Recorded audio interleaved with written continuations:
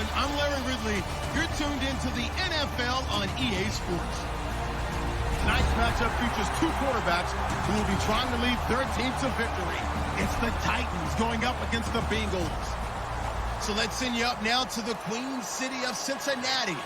Brandon Guyton and Charles Davis. From the banks of the Ohio River, there's a look at Paul Brown Stadium here in Cincinnati, Ohio. Today, we're set for a good AFC matchup between the Tennessee Titans and the Cincinnati Bengals. To return, this is Mark Mariani. So quick on the spin. He's spinning, man.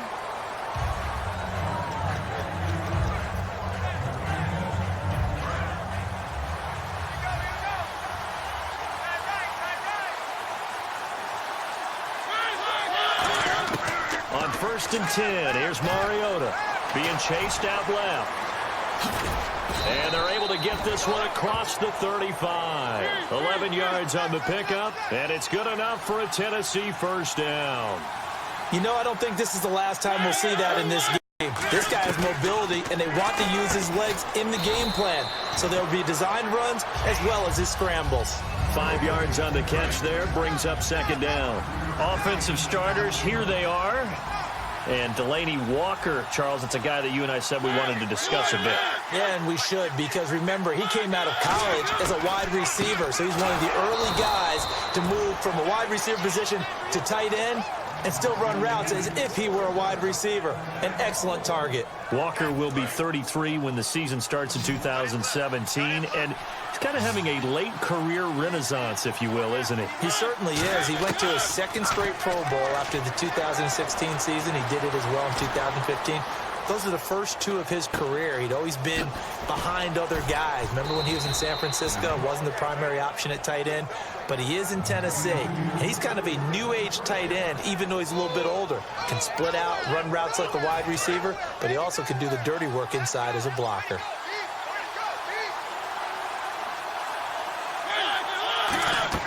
Mariota on first down. They'll try and set up the screen. It's complete. And he gets it inside the 10 to the 9. A solid pickup of 13 sets him up first and goal. And now the offense operates in the red zone.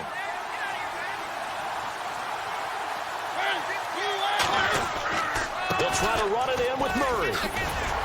And he is met at the line of scrimmage, and he goes down right there. They'll say no gain on the play, and it'll be second and goal. The defensive starters now for Cincinnati. Adam Jones is a really talented cornerback who's having a career renaissance. Now flags will come in. I think this one's going to be on the defense for jumping.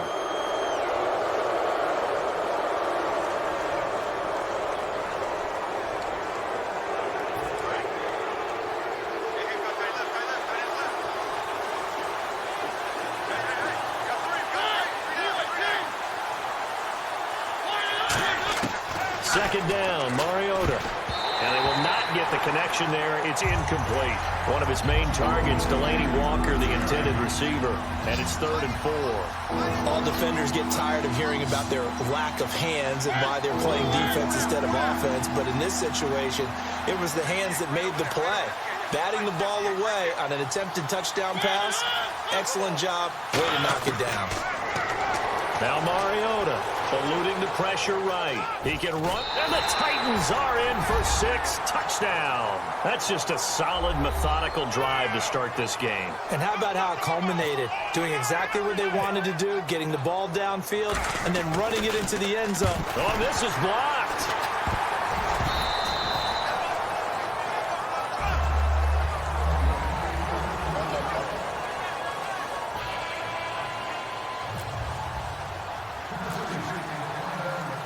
Now it's Ryan Suckup on after the touchdown to kick it away. And no return on this one as the fair catch is signaled for and taken.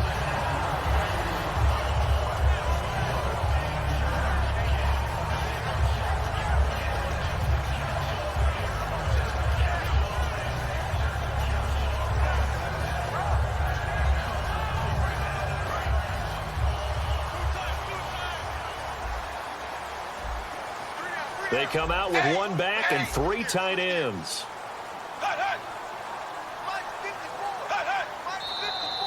Now movement already, so a flag down here on our very first play.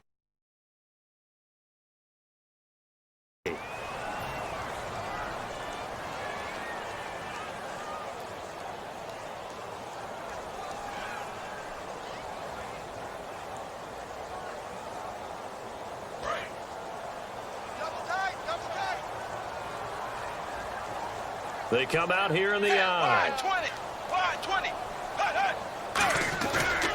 Now a pitch out to Hill. And some room to maneuver. There goes Jeremy Hill. 30. Past the 20. And all the way in for a Cincinnati score. Jeremy Hill, an 80-yard touchdown. And the Bengals draw even, and of course they can take the lead if they hit the extra point. On for the point after is Randy Bullock.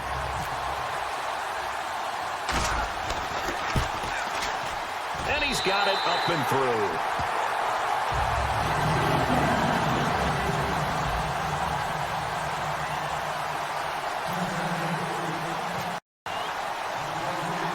Now Bullock will send this one away after the touchdown.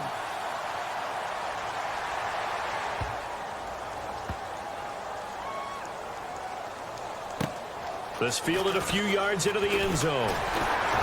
And he is going to be taken down inside the 5 at the 4-yard line. And here comes Tennessee as they get set to take the field.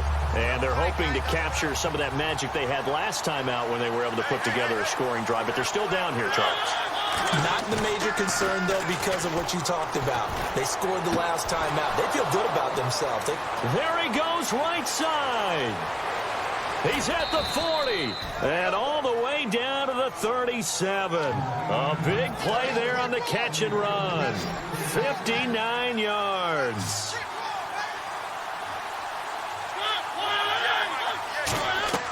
First down, Mariota. And that one falls incomplete. Try to dump it underneath. Now second down. Pretty nice coverage there, but a missed opportunity for an interception. Let's face it, a lot of these defenders, they've got it all. Speed, athleticism, hands, a little bit questionable. They come up in an offset eye. So a defensive brain lapse there and an encroachment penalty. Sometimes when you don't watch the football and make sure that it's snapped, you're watching the offensive player, and they can influence you occasionally and look like they're getting ready to move, and the officials don't detect it.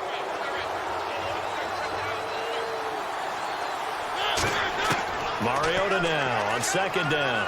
Buying time to his left. And he is out of bounds inside the 30. It'll go as a gain of 6 that time, and it moves the chains as well. That's the type of play there that puts a defense into stress. Marcus Mariota on the run. You don't know whether he's going to take it downfield or throw the footballs we just saw there. And boy, was he accurate with that one. And, you know, the Oregon coaches offered him a scholarship without ever seeing him start a game because they saw him in camp. They saw plays like that, offered him. He didn't start very much in high school, but he started a lot once he got to Oregon. Red zone opportunity.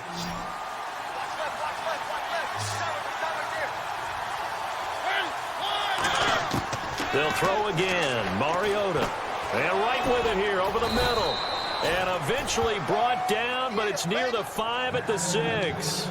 Good throw, good catch, but I really like the route. The drag and being able to run away from defenders. Hard to stick with them for that long. Yeah, better against man than zone, or better against man, because now you're running away. Try to force it to his tight end, Walker. It's intercepted. Picked off by the linebacker, Ray Malaluga. Then he'll be brought down at his own 10-yard line. Cincinnati now ready to take the field. And they hit the home run last drive. One play on the ground all the way to the house. Now the defense, maybe they're expecting a run here. Partner, I love your description, because when we talk about hitting the home run, we're usually thinking about a passing play, aren't we? Something in the air, deep ball. But how about them just taking it big-time jaunt? Now if you're coming back out, now they've established this run game, the play-action pass could very well be open. This one grabbed by A.J. Green. But I was working the Buffalo game when A.J. Green got hurt on, I believe, the second snap. and never came back. A hamstring injury, couldn't finish the season, fell just short of 1,000 yards, which is something he does each and every year. And that broke his streak of 5 straight 1,000-yard seasons. So you're right, he does do it every year. That was Week 11 against Buffalo, wasn't it? Week 11, unable to make it back, but still voted to the Pro Bowl. They'll get 16 yards there, and it's good enough for a Cincinnati first down. One thing I can say pretty safely, that route is not called if you don't have a guy who can throw the ball and put some mustard on it. Because if you don't lollipop it in the middle of the field, bad things usually happen. It takes a strong-arm guy who can rifle it in there, and they were able to successfully complete that one. It's a gain of 24 that time, and that'll be good enough for Cincinnati first.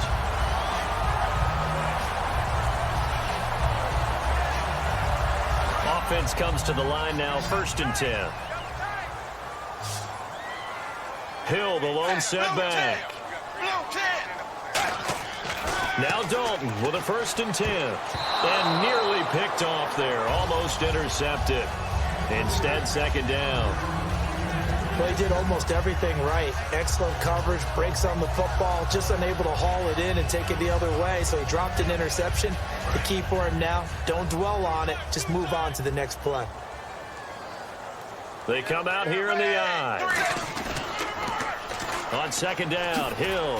And little room to maneuver there. He gets it down to about the 39. For Jeremy Hill, with the season in the rearview mirror, finished just below 1,000 yards. I think 18th in the league in rushing. And his 2 100-yard games both came against Cleveland, I believe. Yeah, if he could play Cleveland each and every week, he would have been well over 1,000 yards. So the thing about Jeremy Hill and the Cincinnati Bengals offense, you think of them as a run-first team.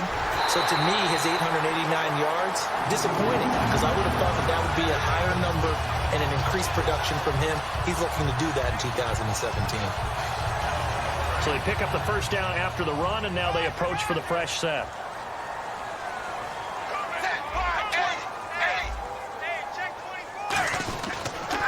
On the toss, here's Hill. Muscles him off. Fights off another. I think the second tackler would have learned from the first. It's a loss of a yard there, and now 2nd down. You have to love and admire the effort because he almost broke free in the backfield, but you also have to love and admire what the defense did. Swarmed the play and made sure he couldn't get anywhere. A loss of yardage. And the offense behind the chains here, a touch on 2nd and 11. They run it again with Hill. And he'll get this one down to about the 27. A gain of a yard gets them back where they started. Now it's 3rd and 10. Well, I think we know by now that every run is not going to be broken and get all the way to the end zone. But these short ones still have their value. You can still set up your play action and throw the football. You control the clock because you have the ball and they don't. And often the physicality sets the tempo for the game.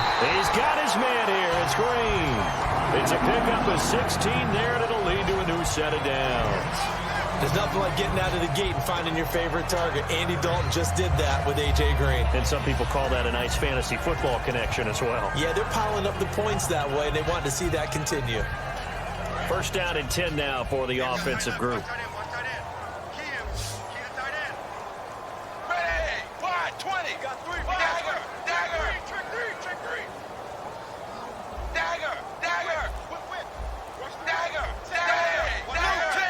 They come out here in the eye.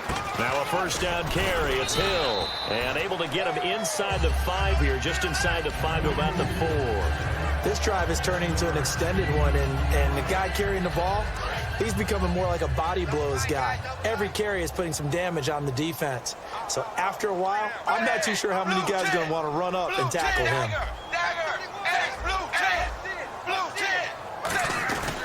Again, it's Hill. And he is in. Touchdown, Bengals. Jeremy Hill as time expires in the 1st half. And the Bengals add on to their lead.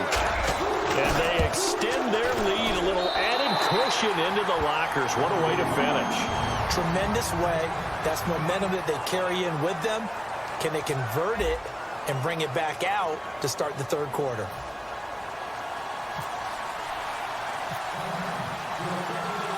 Both teams appear ready for the fight ahead, and we resume action here in quarter number 3. This is fielded a couple yards deep. And he'll get it up to about the 26-yard line, just across the 25. The Bengal offense now with a football first here to begin quarter number 3. They have the lead. Now they'll be looking to extend that lead. And this is where I enjoy talking about one of my favorite subjects, tendency breakers, or counters as I also like to call them. You've done things in a certain way in the first half, and they've had the ability to see what you've done. They're going to make their adjustments. So guess what? You adjust yourself and try and stay ahead of the pace because you are looking for some separation in this ball game. The adjustment to the adjustment. Without a doubt. Show him one thing, hit him with something else. Dancing to his left. Room here to run. 15 yards there on the scramble and a first down. Well, that was man coverage. So once he decides to run with the football, there's no one to account for him, and he turns it into a nice gain.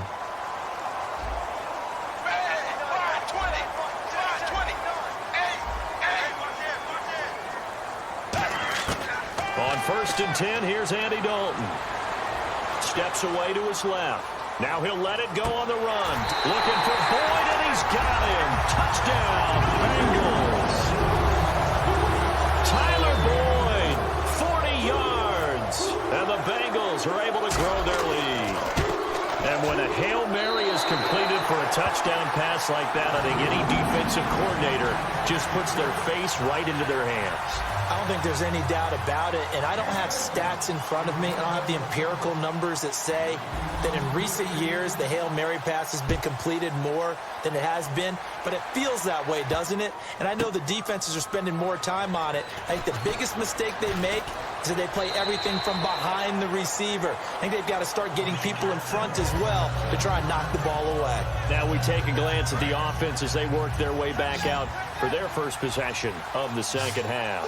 They're down in this game. A chance for the offense, though, to put something on the board, get some momentum here in half 2. Try and get things kick-started for them. And you know at the half they discussed how they were going to get that done. This is where scripting comes into play a lot of the time. How many plays do you script coming out of the second? Most of the time in the first half, you're scripting 12 to 16. I think in the second half, you're really scripting more like 8 to 10. Kind of a starter or an opener, whatever terminology they use. Just something to get you off to a quick start. Give him 9 there on the first down completion.